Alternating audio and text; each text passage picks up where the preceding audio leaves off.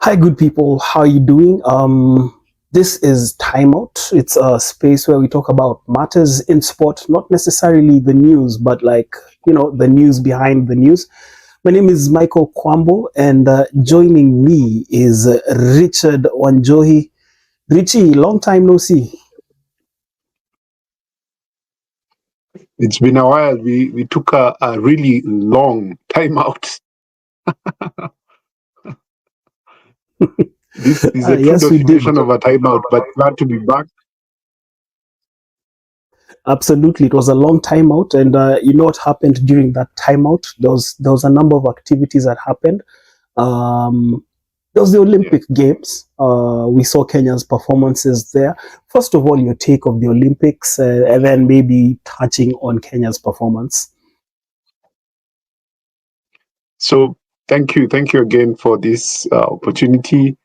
I think it's been a while for the fans who listen to us and follow us, and we are ready to give this a fresh breath of fresh air and also some interesting insights. But on to your question or sort of remark about the Olympics. So from a personal perspective, first I had given us a very modest collection of medals. I had opted for 3 gold, 2 silver, and 2 or 3 bronze. Good thing the Team Kenya beat me to that. They got 4 gold, 2 silver, and 4 bronze. But from that performance, it was a mixed basket and an interesting trend I think we have seen from the 2016. So if you look at 2016, when we went to Brazil in Rio, the women started catching up, and I think we had an equal share of medals, 3-3 in 2016. In 2020, the men sort of slightly upstaged the women, but we could see the improving performances and also the team tactics that have been developing. This year is when it was quite prominent. The ladies took it with the scruff, and we saw what Chebet did with Faith Kipyegon. They restored our pride, especially in the 1500, in the 5,000 meters, and also in the 10,000 meters women. We had what I would call almost a lucky medal in the 800 meters. That was totally, beating the tape on the day. But if you look at now the men's races, especially the steeplechase, which was our traditional event, we have lost that for the last 2 years, for the last 2 competitions, and that is becoming a bit of a concern from experts and also from a team perspective. Secondly, our team sports, we are still participants. We are not competitors. I believe we have done more than enough to qualify and more than enough to be among the best. I'll take an interesting perspective. Look at what South Africa did. They did not take the same route that we did for the rugby sevens. They qualified in a different through a different route into the Olympics, but they were able to scrap for the medals and won a bronze. Unfortunately for our boys, we only recorded 9th place, which for me I think is not the best of places to be, especially getting into the series proper. Going to the volleyball ladies' performance, I think the less we talk about it, the better. First of all, we had a scrappy preparation. We have officials who were given the technical bench, and there was a mix and match from the Kenya Volleyball Federation not confirming the assistance they got from their overall federation. A whole load of challenges there preparing for the games. But overall, I think there is a lot of work that needs to be done for us to be ready by LA 28, and that work starts now. Yeah, I like the way you say that work starts now. And maybe just before we move on to something else, there was hard work done by Emmanuel Wanyonyi in winning the 800 meters gold. I can't really decide whether that or Faith Kipyegon's gold in the 1500 meters were the sweetest moments of the Olympics for me, as well as Beatrice Chebet's 5000 meter goal. I mean, there's something special about all of those. Those are pretty moments. But getting back to the conversation at hand, we're talking about a lot of work that needs to be done. We noticed a number of races that had been, I would say, almost assured successes for Kenya in the past, slipping away. The 1500 meters men's race. Not since Asbel Kiprop has Kenya medaled. No, I'm not too sure if Timothy Cheruiyot won a medal in that one, but not since Asbel Kiprop has there been Kenyan dominance in the 1500 meters. Let's go to the 5000 meters and 10,000 meters for men. And then, of course, the one race that we knew, no matter how bad things are, we will always get a medal, the 3000 meters steeplechase. It's gone. And I mean, to see the rest of the world dealing with the Kenyans in that particular race, this begs to question a lot of things. And I feel that Kenyan athletics, Kenyan sport is full of talent, is full of skill. And they have been thriving on those two things. But we are getting to a point where technology, where data analysis, research, scientific methods of preparation are coming into play. And that is what the opposition, that is what the rest of the world is using to catch up with Kenya. What do you think, Richard? Interesting. That has been the conversation for the last 12, 14 years. If you look at, I'll take us back to the 2012 London Olympic Games, or maybe just to take us a bit further, but let's start with the Beijing Games. A gentleman called Mo Farah. He's running for the United Kingdom. He's participating in the 5,000 and the 10,000 meters. Every time he kept trying to, use the same techniques that he has been using, the brawn and training. He had not been able to get to the gold or to the medal prospects. Between 2008 to 2012, Mo Farah go scientific. They go all out and decide to, break this down to the data, to the training, to the recovery, and we saw what happened. He's collected 2 medals for Team UK, 5,000, 10,000, and he repeated this in the subsequent games. What does that tell you? Is that integration of data and technology is something that it's a necessity. And you put it quite well. Kenya, we don't lack the talent. We have enormous talent. It's not that we lack it's not like we lack the technology. We can integrate this as we go along. And it's not like we don't have enough resources. We can still input that, and with our different partners, from the support, from the sponsors, from the government, which has really come in, at least in some way, or they're making efforts and they're making strides in that. But what we can do is that we cannot rely on brawn and brain alone. We have to use technology, we have to use data. And a good race that you've mentioned, 3,000 meters steeplechase. This used to be a preserve of East Africa, Kenya, Uganda. Now it's gone to the North Africans and the Americans. But why? Because they're able to look at the splits, they're able to look at how many steps you need to move from one hurdle to the next, what height you're taking when you're jumping. And then also, when you're jumping into the water, how are you jumping into it? Are you jumping in knee deep, or are you jumping to the edge and not touching the water? We have become scientific in the way we analyze our sports. Look at swimming. South Africa embraced a lot of these technologies, and now they're even meddling in sports that like swimming, rugby, looking at how the recovery of a player, how much, pace are they able to do in the 7 minutes? Because it's a very short game, but the sprints and the recovery from those split seconds, you have to, dissect them to that a minute detail. Yeah, absolutely. You have to dissect them to that minute detail. The question, though, I like the way you said we don't lack the resources as a country. Allow me to digress for a bit, because Kenya prides itself as a technological hub in East Africa. I think even in Africa, we've got so many apps that are being developed locally. We've got so many people dabbling in a lot of stuff also locally related to IT, to technology. Kenyan engineers, Kenyan software engineers are installing systems within East Africa. In Rwanda, the traffic camera system was done by Kenyans. So what I'm coming to is why can't we embrace technology in sport? Why can't we embrace data in sport? And what does it take to get our federations, our sports administrators, our clubs to see the worth of this? Because the evidence is out there for all to see, but half the time you're met with things like there's an expense to it. Look, these are the same clubs, and allow me again just to say this on a light note. These are the same clubs that use quote unquote researchers, particularly in football. We've seen those instances, and we've seen it in Kenya, in Uganda, in Tanzania.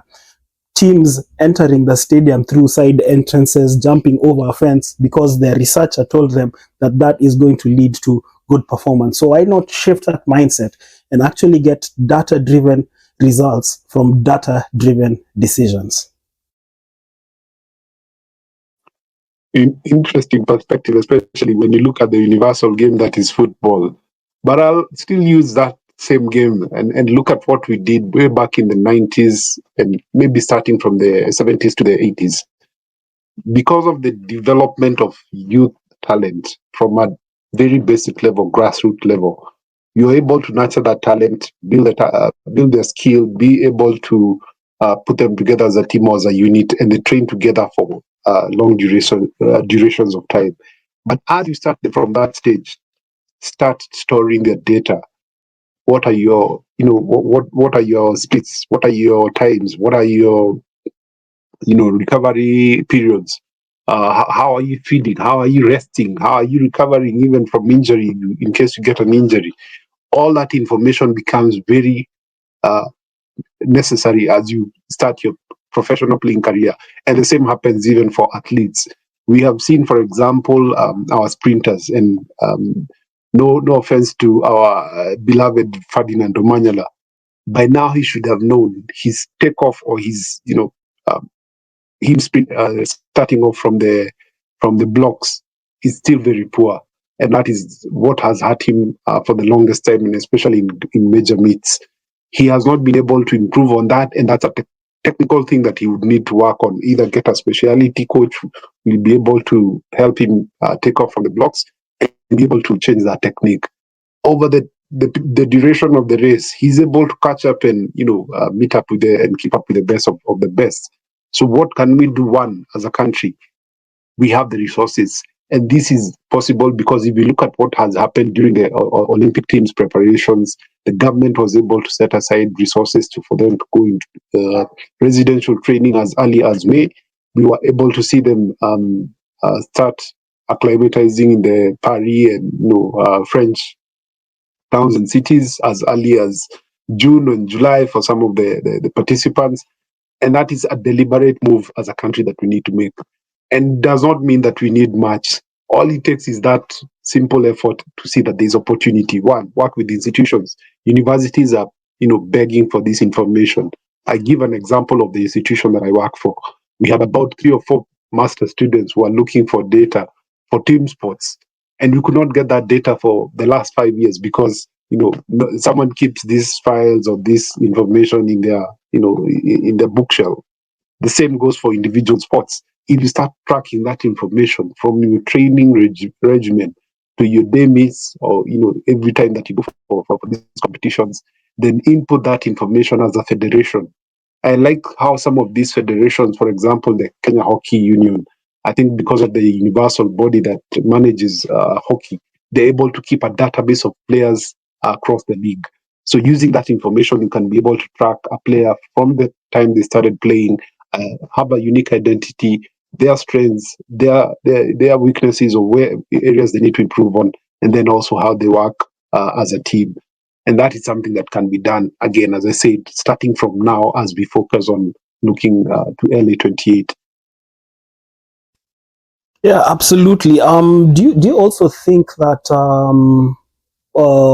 probably if we did have some intervention from the state bodies in terms of like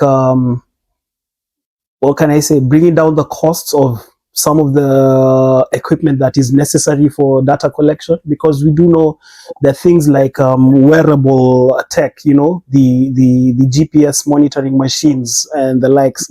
I've been in scenarios where these things have actually been withheld at the entry points into the country because of duties that need to be paid, and half the time you find that those duties are ridiculous amounts that sports bodies, sports federations struggle to raise, and as a result, they don't view that as a priority. More so when you're battling to ensure that these guys' allowances are paid, that your office rent is covered, that salaries and the likes.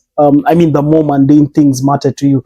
So when you're telling these people to invest and you're demanding an improved performance, can't at least the government, can't at least the authorities, say that, hey, we're going to do this for you in order to boost your performance. Recall during Amos Kimunya's time as the finance minister, remember what he did in zero rating duty on the motorcycle taxis, popularly known as border borders, and we have seen that grow into a thriving industry to date. So why can't the same kind of treatment be extended to sports and related activities? Because at the end of the day, we all need to improve the performance. We also need to accept that not everybody can fit in a white collar space for a job, and that sports and even the arts are alternative sources of income to the government, and they can boost the GDP of the country. Interesting, and I concur with you 100% with what you say. It has to take the government the effort to invest and decide this is a deliberate move to walk the talk. If you look at big economies, not just in Africa, let's start with Africa, maybe Tanzania. Government has decided to intervene and come big on sports. They have put up the necessary infrastructure.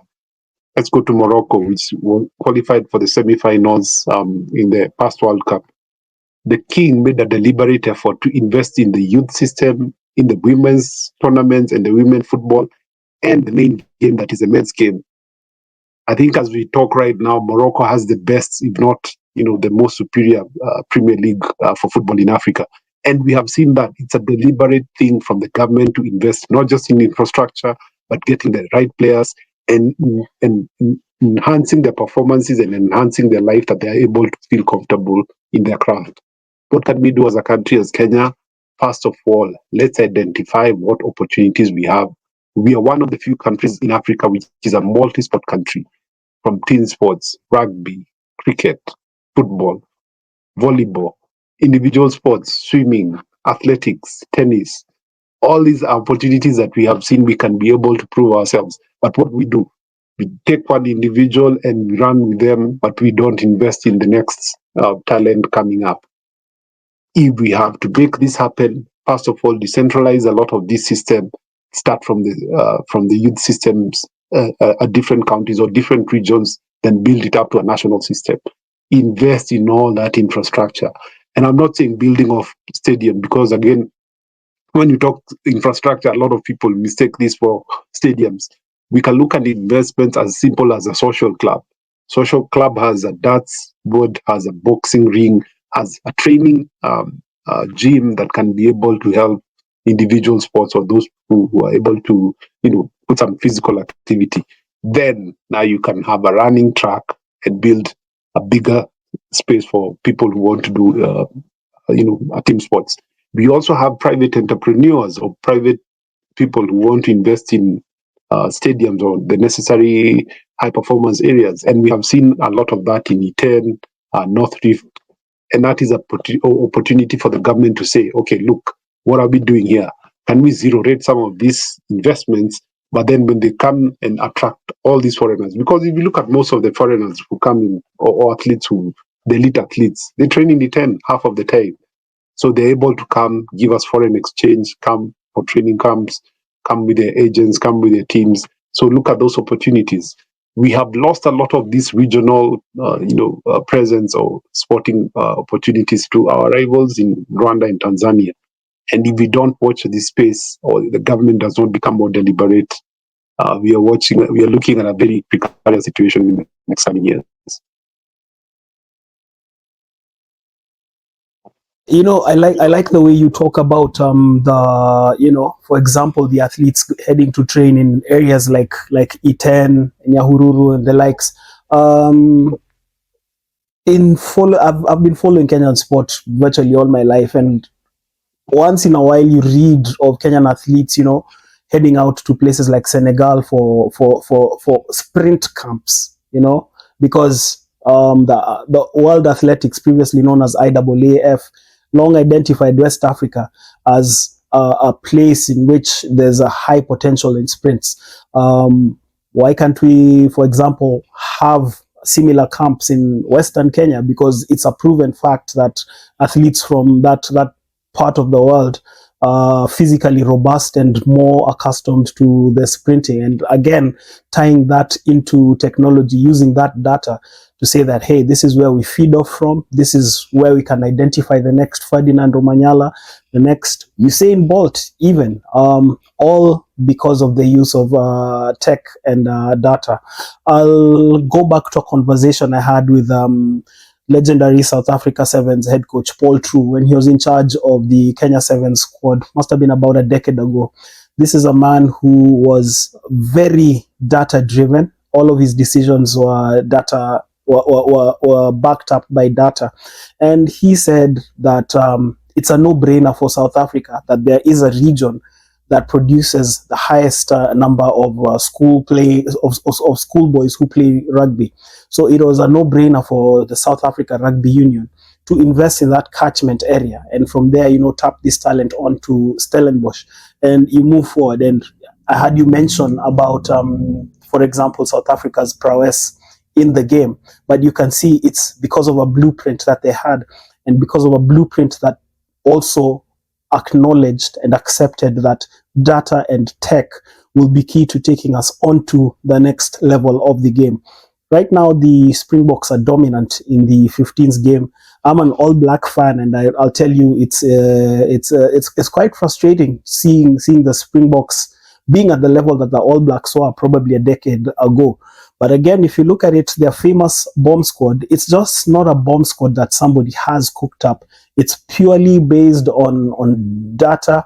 How much work rate are these guys going to bring in for the 20 or 30 minutes that they are on the pitch? And so you see these guys come in, they take the intensity, they maintain the intensity and even take it a notch higher. And those are just simple examples of how data and tech can work.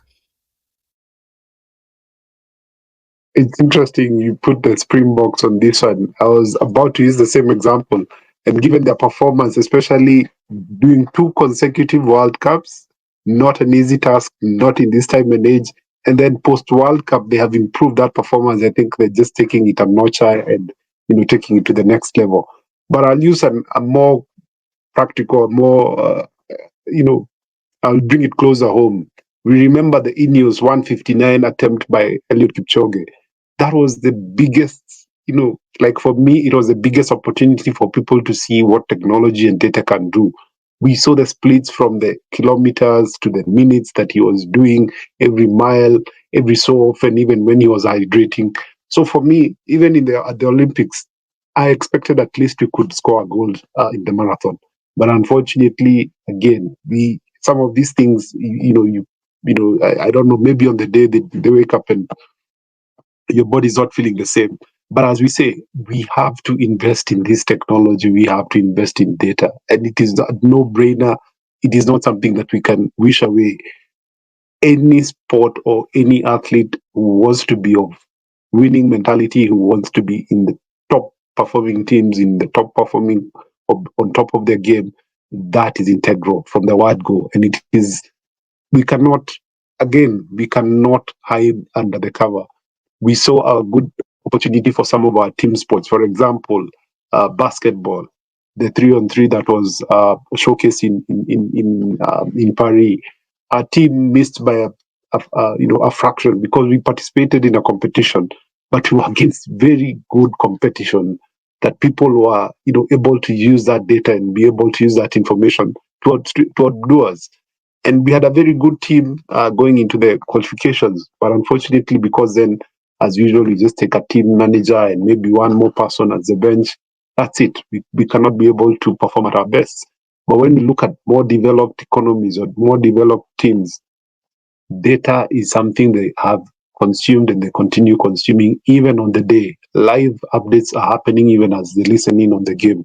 And that is something that we have to be part of. Yeah, I absolutely agree with you. It's something that we have to be part of. Um, Look, the future is here. The future is now. Me and you are communicating using technological advancements, despite being in different corners of the world. Um, Music albums, for example, are being made, collaborations. Previously, somebody would have to travel from one continent to the other to get a collaboration done. But now I simply record my bit where I am, you record your bit, the producer is somewhere else, does the mixing, and it's also released on the internet. Remember, it just shows you how technology affects not affects, but impacts every sphere of our lives. I mean, we're in a scenario where there's paperless banking, there's cashless banking. That's where we are. So with that in mind, and with Kenya priding itself as a sporting powerhouse and as an aspiring giant on the global stage, what is the future for sport and tech in the country? I could say we are seeing this as an opportunity to make the best out of it. I'll give you an example of a couple of events that we are lining up as an institution, but also within the sports ecosystem. So, in the next few weeks, we'll be hosting the first Sports Tech Africa event within Strathmore, within the country. This is to bring a lot of stakeholders in the sports space from a local perspective, but also from an international perspective, to be able to showcase the best in the technology, but also how we integrate this into sports and how we can improve a lot in that space. This is hopefully going to be an annual event, so we are kicking this off as sort of a pilot, but also the inauguration of many opportunities that we want to create in this ecosystem. Secondly, as an institution or also as stakeholders within that space, we are looking at developing what we're calling a sports business and innovation hub within the institution. And this has been, sort of been buzzing for the last 2 years. And a lot of people are telling us, when are you going to kick off, and what activities are you lining up? So this is an opportunity, one, to host such conferences that we are going to host in October. Secondly, is to work within the institution and do a lot of research, because we see a lot of research that output that can be useful to helping us improve performances in sports, but also looking at fan engagement and also helping the government look at opportunities of what are the socio-economic opportunities or impacts that sports has. We have seen how people are able to be drawn off social ills and social evils by integrating sports in their communities. So those are some of the projects that we're looking at. Thirdly, is looking at opportunities for these international bodies to bring over their experts to be able to share expertise. A couple of visits are lined up again before the end of the year with the different international bodies, and this is hosting the top of the cream individuals and also officials. If we're able to show that we have the willingness and the openness to appreciate some of this technology and some of these opportunities, I'm sure we'll have that investment coming through, not just as a country, but also as different sports. And finally, just to showcase the best that we can do. As an institution, again, I believe we have proved ourselves not just in individual sports, but also the different team sports. And we want to replicate this across the board. If you're able to do this for individuals, if you're able to do this for clubs, if you're able to do this for the federations, it is our pride, and we invest in the future. Yeah, as we are coming to the close of this session, there's a question that came to my mind while you were speaking, and for me, it was, what is the role of the Kenyan techie in the Kenyan sports space going forward? Because we've seen our techies actually come up with groundbreaking innovations, some that even get critical acclaim across the world. But I feel that when it comes to sport, it probably is because sport doesn't look attractive, but I still feel that there is a role to play. I know that Emmanuel Were is doing great stuff. Emmanuel Wanjala Were, I called him by the name that is familiar to me. He's doing great stuff with Tisimi. He's made inroads into the Kenyan Premier League.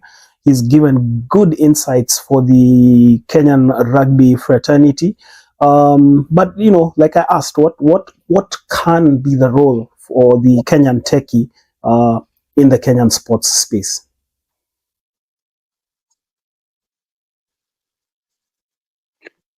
Thanks a lot, and thank you for mentioning very familiar names.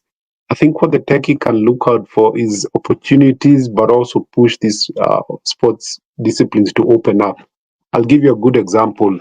We had the NBA push an accelerator program in mid this year, and this was looking at opportunities of developing technologies or tools that can be used for the development of the game, not just in Africa but across the globe.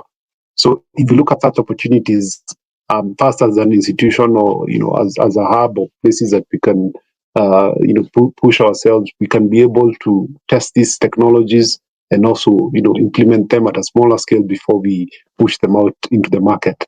I'll give another example also. Ender Shoes started off as a small startup that was experimenting with running shoes within the coastal region.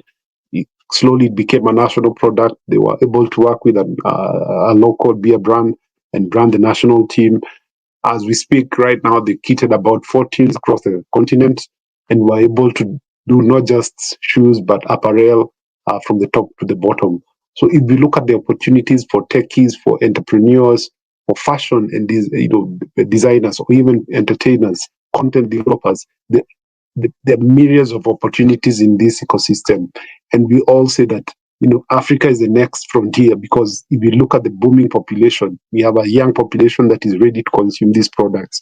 We have a young population that is quite aspirational and quite um, adept to technology. We have a young population that is ready to go to the world and exploit these opportunities. We saw what some of these medalists did. Tebogo, an Algerian gymnast. We had an Egyptian pentathlon. So we can see the opportunities are lying within us, and as a country and the tech space, or we call ourselves the Silicon Savannah, it's our opportunity to make the best of this. It just keeps going. I like the way you talked about the guys like Tebogo, and then like the Algerian gymnast.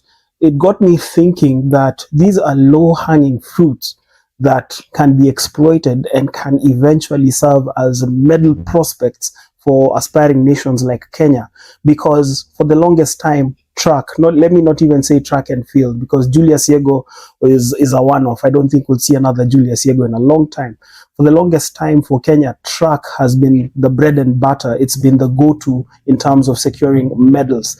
But I do believe that if you harness data, information, and technology, you will be able to notice that, hey, we can actually develop this individual into a medal prospect, and you start competing. I mean, that's the same way the rest of the world actually came knocking on the doors of the Kenyans in races like the 1500 meters. Look at Ingebrigtsen and what he did in the 1500 meters and 5000 meters. Denmark is Norway, beg your pardon, is not your traditional athletics powerhouse. More so in the in the long distance races. So why can't we flip the script as Yeah. well? Learn from the rest of the world and know that this can be the roadmap into other medals. And precisely, I will add one more example into that list that you just put. Sifan Hassan. one athlete who did 3 races, won 2 bronze and a gold medal. And if you look at the races she did, crazy stuff: 1500 meters, I think it was 5000 meters, then the marathon. So if you look at the research that they had done, even her own technical team had pushed her to the point that they were willing to push her for another race. But she said, okay, depending on how I'm feeling in my body and also from the rest and recovery period, I think I'll do the 3, not the 4. So if we now superimpose these to a team performance, like for example, what we have with Team Kenya, I don't see why we should not be knocking on the doors of some of these team sports, volleyball, football, rugby, basketball. We have the what it takes, if not just a bit more than some of these countries that we have seen. I'll give an example of South Sudan, which was participating in its first ever Olympics 4 years ago. That team, about 3 quarters, or I think half of that team, we played them in Nairobi and we beat them by half a basket. But there is one statement that Wall Deng made, and he saw that we'll never beat that team again. And true to word, Kenya has played South Sudan twice, and we have not been able to beat. And I think, as they say, the rest is history. Now they're the sweet spot of basketball across the world. And to make it even more interesting, they do not have a single indoor court in South Sudan. How many indoor courts do we have in Kenya, even from private entrepreneurs or private schools and private institutions? So we cannot say that it's not that we don't have the infrastructure. We have some of this infrastructure. We just need to open up these opportunities. We need to integrate use of data, and not just data for the sake of data. It's data that is also able to make us smart choices and smart decisions, and then look at how to improve that performance over a period of time. And the rest, as they say, we will be able to win those medals. Absolutely. You know what, Richie? Sports is evolving. Technology is leading this change. And I think, as we embrace these innovations, sport and whatever disciplines that we are engaged in will only get faster, will get more entertaining, smarter, more exciting. It's been great, sharing these insights on timeout. But one more thing, let's not have another long timeout like we've had. Let's try and make this a lot more regularly. I know life happens, but I think we're at a place Yes. now where we can actually commit to doing this. After all, we love sport. We love talking about the news behind sport more than the headlines. It's interesting. I met one of my mentors and coaches who helps me with my professional life. And every time she mentions sports, she says my face lights up and suddenly I look like a kid after candy. So let's hope make this happen. I'm willing to do this at least weekly, if not bi-weekly. And let's share all opportunities and what we can see about sport, not just in the country, but also across the globe, and make this an interesting space. I love how the conversations go. I love what happened during the Olympics. Let's see what happens in the upcoming leagues and different sports. Great. Well, thank you guys for watching. We will catch up another edition of Timeout. This is Michael Kwambo about to take his timeout. Richard Wenjohi, I've been yours. See you till next time.